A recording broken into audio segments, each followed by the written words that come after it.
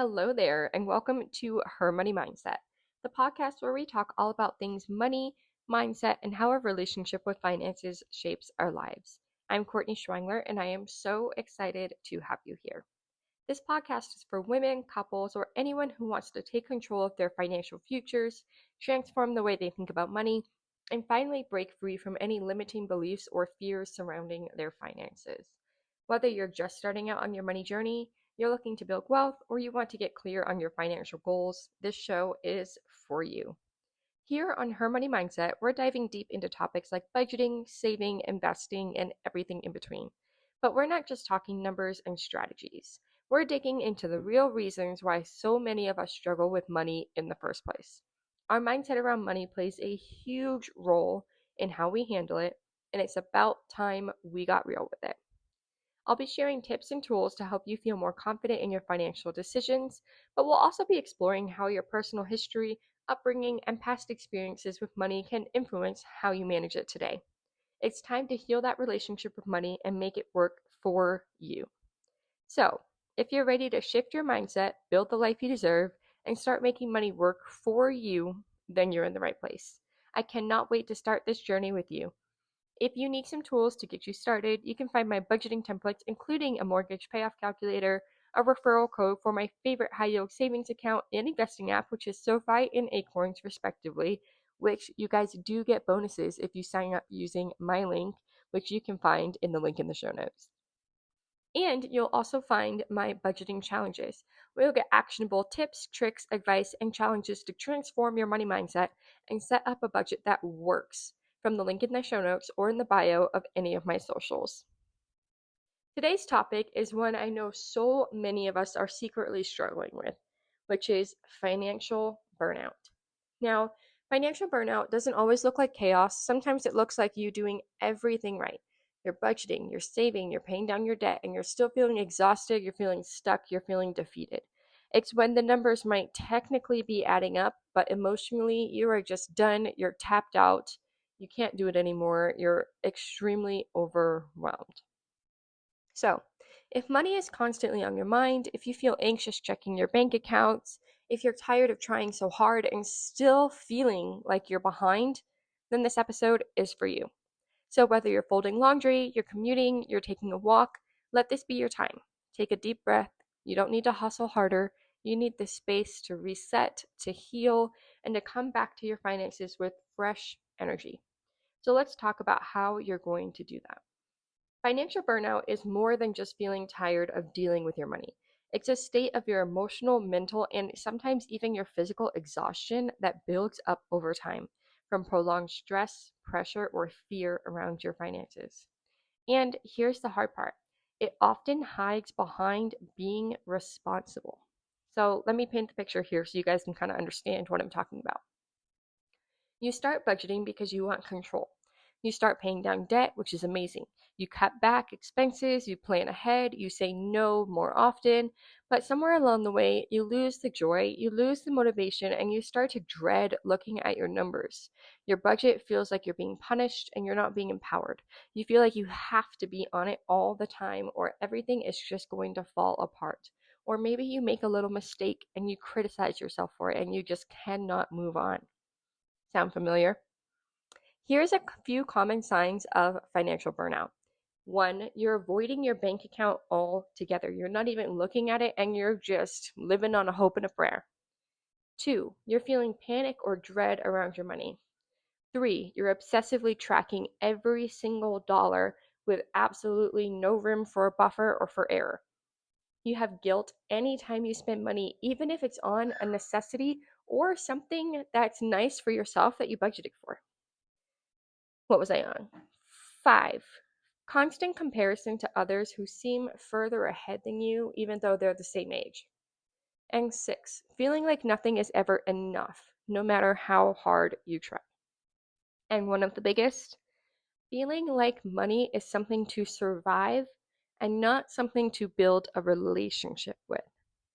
Okay, let's explore the why behind all of this.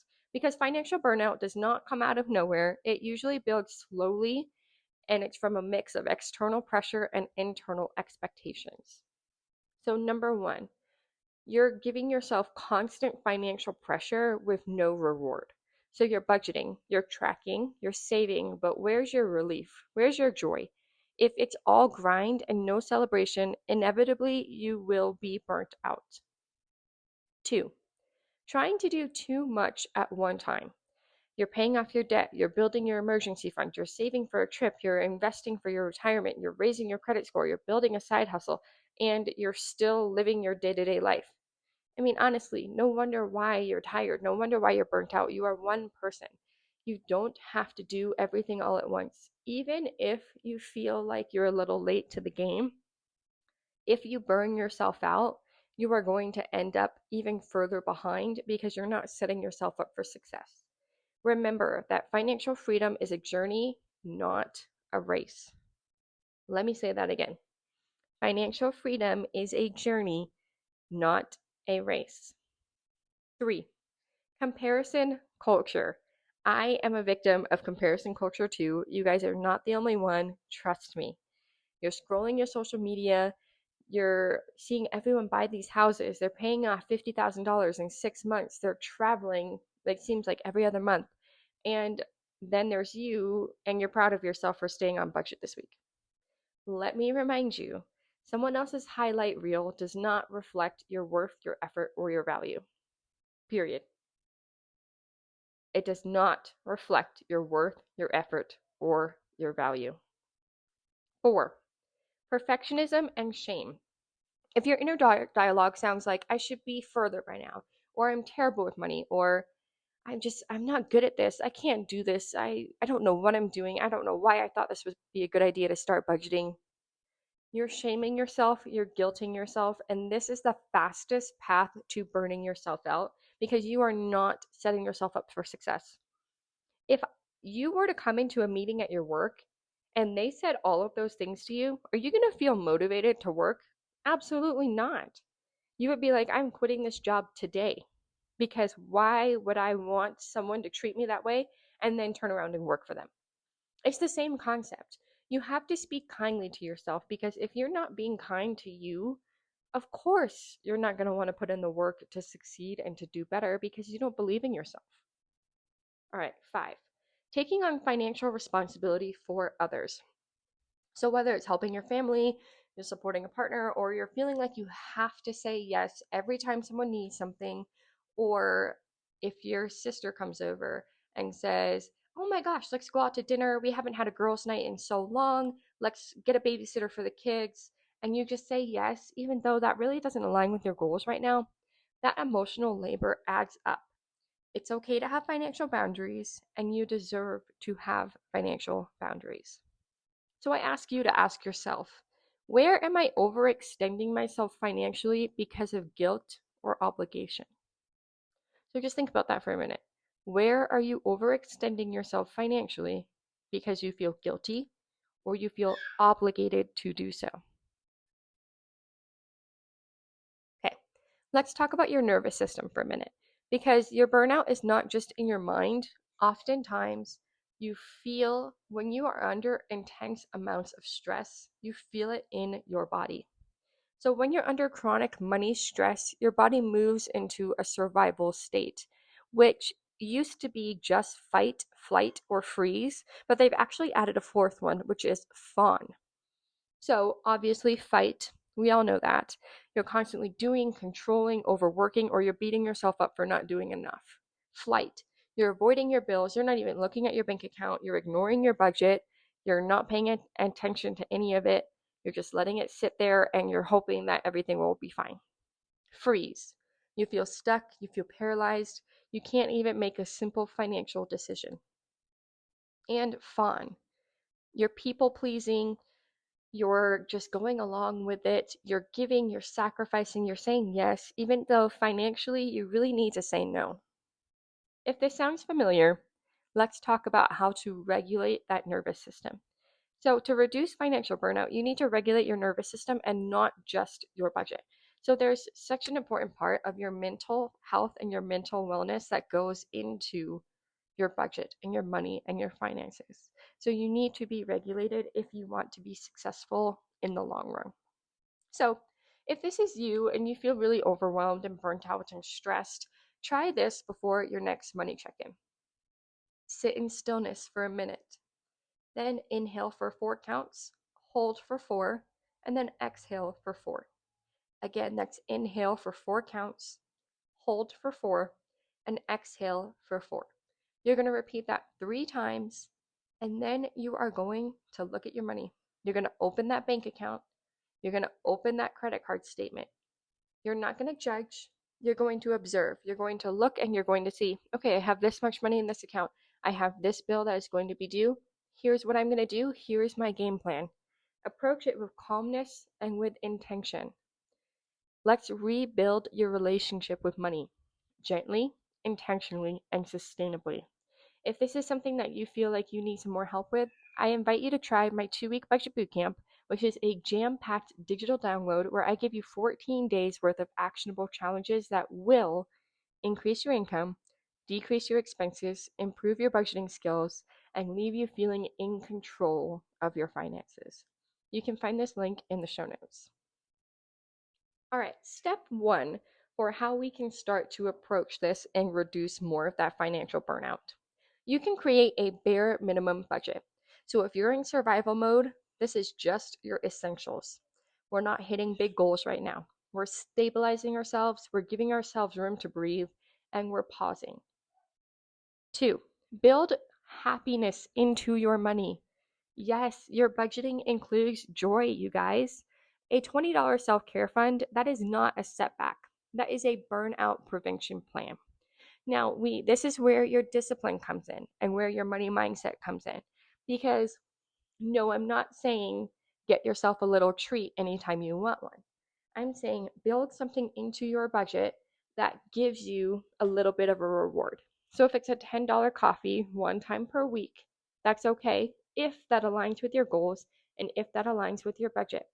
If not, maybe it's a $10 coffee every 2 weeks, or maybe it's getting a pedicure once a month.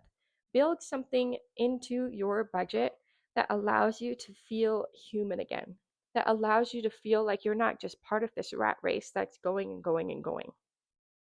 Step 3, do a financial energy audit. Where's your energy going when you're considering your money? Are you checking your budget 5 times a day?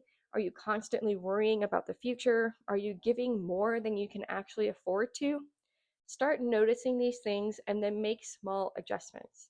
So if you are constantly anxious and you're constantly checking your mobile banking app 5 times a day to make sure that your money hasn't gone anywhere, let's address the root cause of that.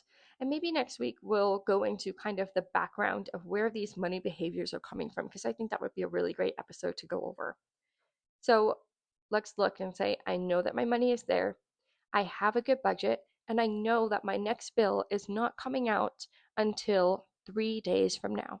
I do not need to check my bank account again until this afternoon, where I will do a simple check just to relieve my stress.